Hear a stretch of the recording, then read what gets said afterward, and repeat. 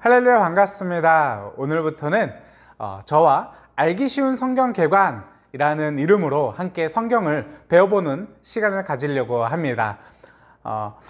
그렇게 어려운 주제로 아니고 간단하게 성경을 어떻게 읽어야 하는지 개관하는 시간을 준비했으니까요, 함께 영상을 보시면서 함께 잘 따라와 주시면 감사하겠습니다. 전체 진행은 이렇습니다. 총 3부로 진행될 계획이고요.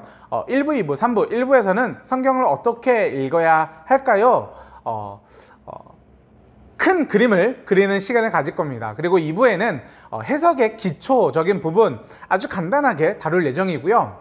3부에서는 각 건별로 정리하고 개론하고 그리고 핵심 메시지가 무엇인지 짧게 나누는 시간을 가지려고 합니다. 오늘은 성경 어떻게 읽어야 할까요? 총 2가지를 나눌 계획입니다. 큰 그림을 그리고 독자는 해석자이다, 이 2가지를 나누려고 합니다. 큰 그림은 다음에 4가지로 볼 수가 있는데요. 숲과 나무로 읽어야 하며 또 이야기로 읽어야 합니다. 계시로 읽어야 하고 그리고 기록물로 읽어야 합니다. 자, 숲과 나무로 읽어야 한다는 것이 무슨 말이냐? 우리가 숲을 볼 때 숲을 멀리서 이렇게 크게 조망하듯이 바라보지 않습니까? 마치 그렇듯이 성경을 멀리에서 큰 시야로 위에서 내려다보듯이 조망하듯이 읽어야 된다라는 말입니다.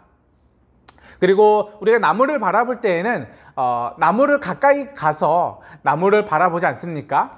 마치 그렇듯이 성경을 가까이 가서 각 건별로 어떤 내용이고 또 어떻게 흘러가는지 자세하게 분석하면서 읽어야 된다라는 말입니다. 우리가 이렇게 성경을 읽을 때 숲과 나무로 읽을 때 전체적인 조망을 하고 또 각 권의 독특성을 우리가 확인하면서 읽을 수 있다는 큰 장점이 있습니다.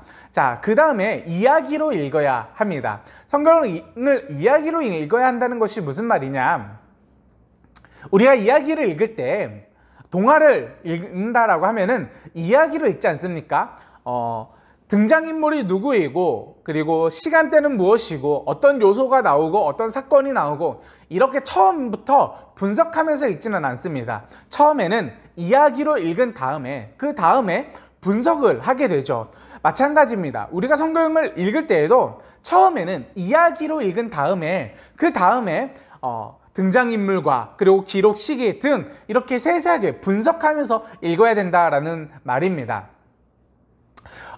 숲과 나무 그리고 이야기로 읽는다라는 것을 2가지 모두 다 핵심은 크게 바라보고 또 자세하게 바라봐야 된다라는 점입니다. 자, 2번째로 성경을 어떻게 읽어야 할까요? 바로 계시와 기록물로 읽어야 합니다. 계시란 무엇이냐? 하나님께서 스스로를 드러내셨다, 인간에게 보여주셨다라는 말인데요.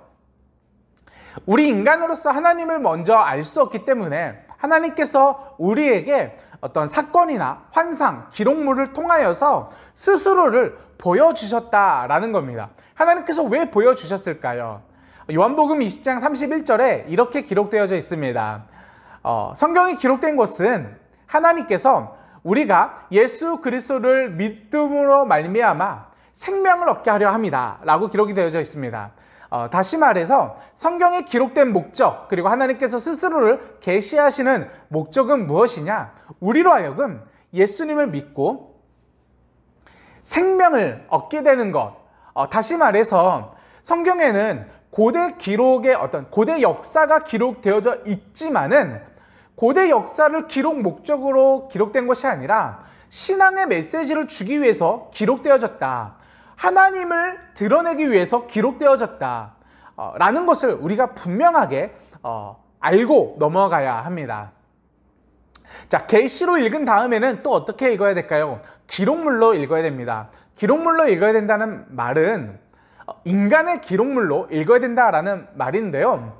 인간이 기록한 것으로 인해서 가지는 어떤 기록물의 고유한 특징과 인간의 한계성을 우리가 인지해야 된다, 인정해줘야 된다라는 말입니다.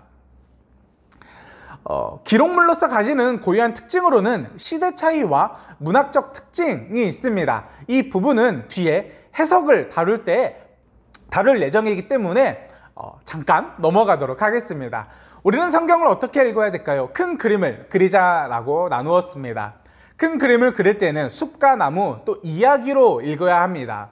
그리고 하나님께서 우리에게 주신 계시로 읽어야 하며 인간이 기록한 기록물로서 읽어야 합니다. 이렇게 크게 바라보고 또 디테일을 살리고 하나님께서 주신 것으로 읽고 인간이 기록한 기록물로도 읽을 때 우리는 조금 더 정확하게 그리고 저자의 의도에 맞게 읽을 수 있게 될 것 같습니다. 자, 다음 성경을 어떻게 읽어야 할까요? 두 번째, 빠밤. 자, 독자는 모두 해석자이다 입니다. 자, 독자는 모두 해석자이다 라는 것이 무엇이냐? 우리가 무언가 글을 읽을 때 똑같은 글을 읽어도 똑같은 책을 읽어도 각각의 사람마다 느끼는 감정이나 받아들이는 인사이트가 다 다릅니다. 독자 모두 개개인의 어떤 관점이 있다라는 것이죠. 성장해온 성장 배경이 있고 그리고 지식의 차이가 있고 그리고 생각하는 관점의 차이도 있습니다. 언어와 문화의 차이도 있습니다. 이런 독자가 가지고 있는 서로 다른 차이로 인해서 원저자의 의도를 읽을 때 독자 개인의 번역과 해석이 들어가게 된다라는 말입니다.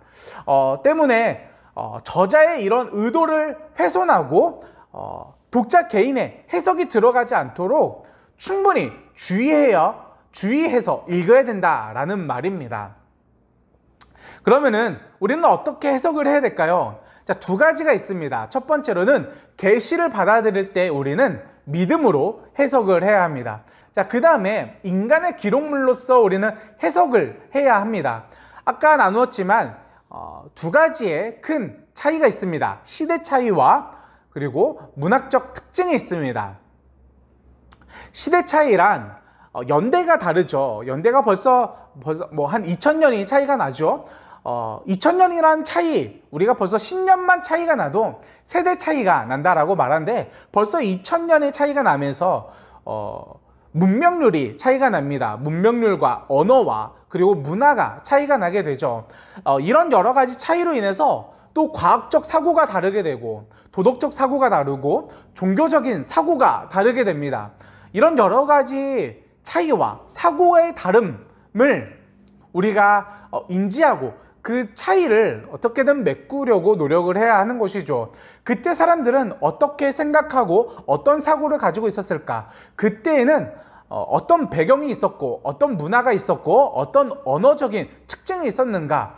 이런 부분을 우리가 조사하고 또 이런 배경 조사를 통해서 그때의 저자가 하고 싶었던 말이 무엇인지 찾아가야 합니다.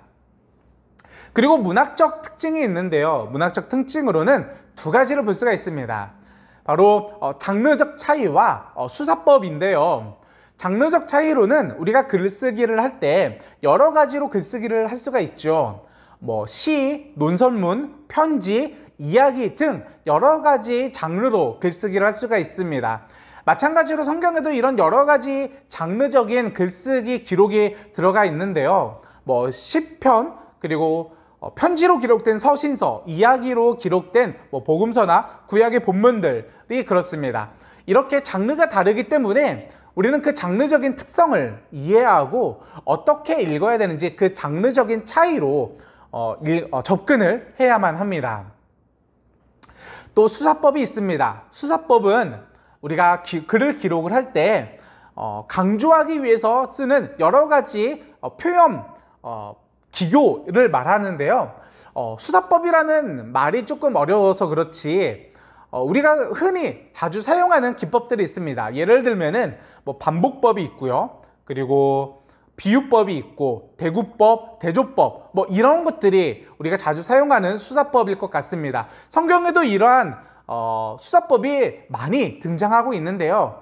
이런 것을 통해서 저자가 무엇을 강조하고 싶어 하는가, 무엇을 더 말하고 싶어 하는가, 이런 것을 찾아 읽을 수가 있습니다.